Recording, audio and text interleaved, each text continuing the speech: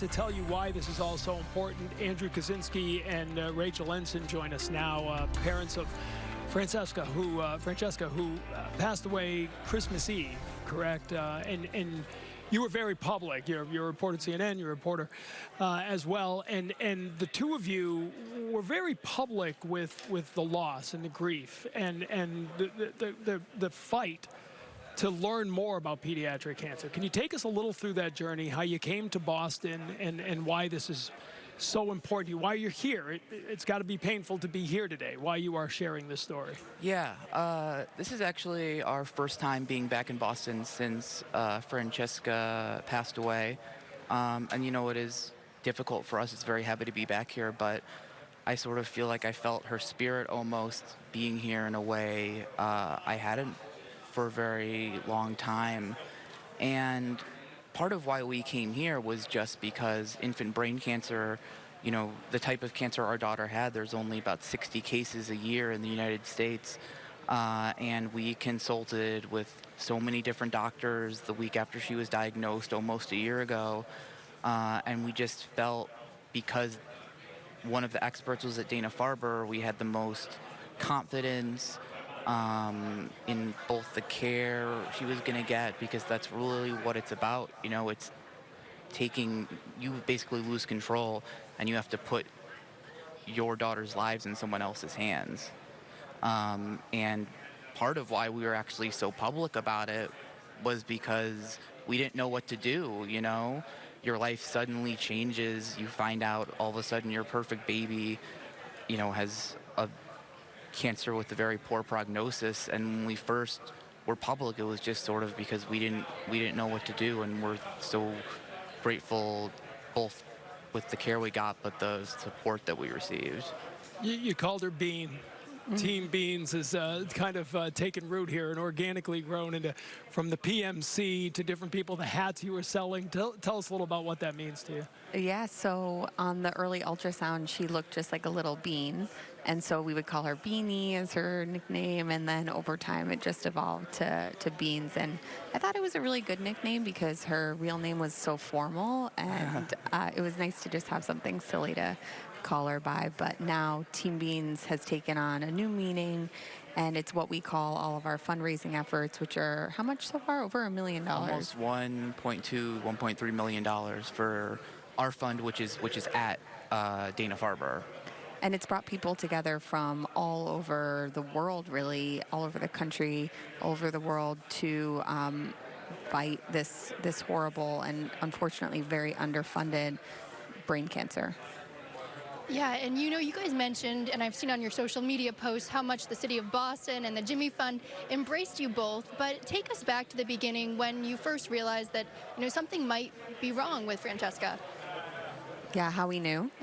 So one of the earliest symptoms for a lot of children, and a lot of children, it's really frightening, they're misdiagnosed or not diagnosed for weeks or months. And one of the earliest symptoms for a lot of families is just vomiting. And babies vomit, that's normal. And one night she was vomiting a lot and wouldn't really stop. We took her to a pediatric urgent care. They said that it was fine, it was just a stomach bug, but our gut told us it was something more. And we took her to the local emergency room, where they were thankfully better trained in looking for critical problems like that. And they immediately gave her a CT scan and diagnosed her with some kind of brain tumor that night. And when you got the call confirming, you know, the diagnosis and hearing that horrible news, can you just take us through that moment? Yeah, I remember it was that Friday night. We were discharged from the hospital on Wednesday, and the doctor called, and we had looked up some of the types of cancer that she might have had, and we knew this was the worst one you could get. And I know my heart just like dropped in that moment, and I feel like been very fortunate that we've been such a good team through everything. I told Rachel, you know, and I actually had the phone off to Rachel because I had to go, I like threw up in the bathroom. And I remember I was holding Francesca, just telling her how sorry I was, because I knew how poor the prognosis was. And I just feel like, you know, the team at Dana-Farber, we were just really happy about the care we got, but also just the way that we were just treated like family by the people at Boston Children's and Dana-Farber. And when we, there were a lot of doctors we spoke to, both, in New York and otherwise, and the team at Dana-Farber and Boston Children's were the only ones who thought it would be a good idea to operate along with the chemo. And it was actually a success. And, it's choices like that which really improve their chances of outcomes. And I just feel like even though, what happened, Francesca passing away, wasn't what we wanted, one of the things that, at least for me and Rachel, is we never feel like we made a wrong choice. And that is something that really gives me a lot of peace. You're both reporters. You've covered stories with the Wall Street Journal and CNN, and so you're reporters. I can only imagine when this starts, you want to learn everything about it right away, right? You're digging in and you're trying to find out about this. You find out how rarely it's seen, how little funding there is behind it. Now, you're over $1 million with Teen Beams. That maybe someone soon won't have to go through this. How gratifying is it that the community has responded to your call for action in the wake of your tragedy? It's amazing, and it's amazing because it's pretty rare, thankfully, to lose a child, and I think because of that, it can be a very isolating experience for a lot of parents. But because we've been able to be out there with Francesca's story and her photos, just knowing that other people know that she existed and acknowledge her and don't forget her, that is so important to us. And as we learn more about the pediatric cancer world, we learned that the only way to make progress is through exactly what the Teen Beams Fund will fund. So clinical trials, developing new medication, research, and that's really the only way to make progress here. And Dana-Farber, I've been doing with 19 of these now. I've done 18 of these, and I've seen cancers 18 years ago that we were calling for money, right, that were fatal at the time are now treatable, right? So, I mean, there is a tangible result to the money funded.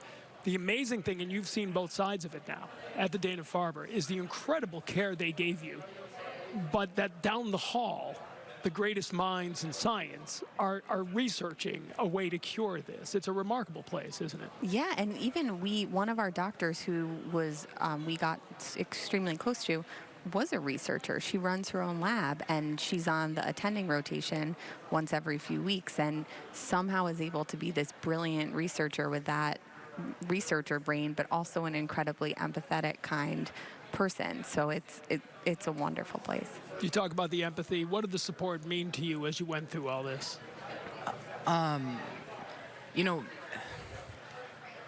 It was really hard, especially because when we first got to Boston, Francesca had an infection from an earlier surgery in New York. And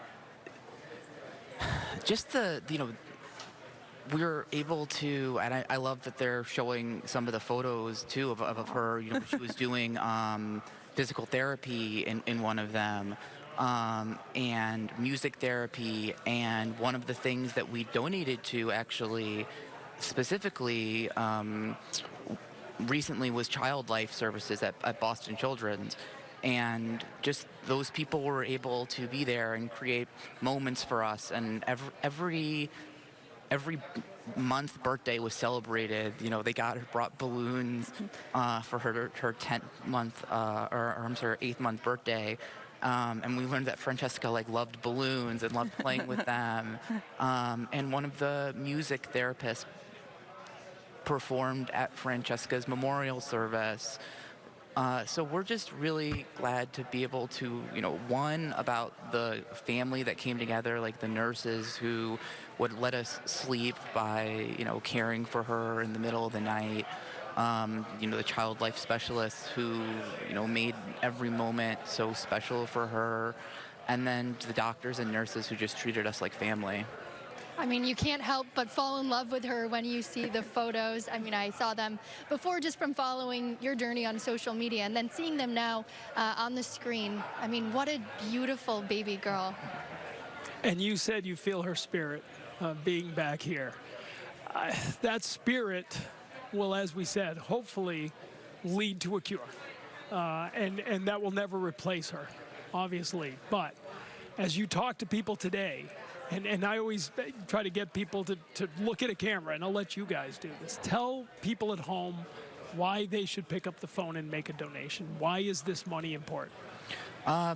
You know, the way that I can talk about it too, at least for infant and childhood cancers, is you have something like 200,000 cases of breast cancer a year. With something like ATRT, the type of brain cancer our child had, there's only about 60 cases a year. So pharmaceutical companies, which typically spend billions of dollars on drug development, are not spending that money for childhood cancer. You know, it's the world we live in. It's not a profitable business. So really what a lot of these researchers at Dana-Farber do is they take these adult cancer drugs and they do clinical trials to find out ways to find cures for children.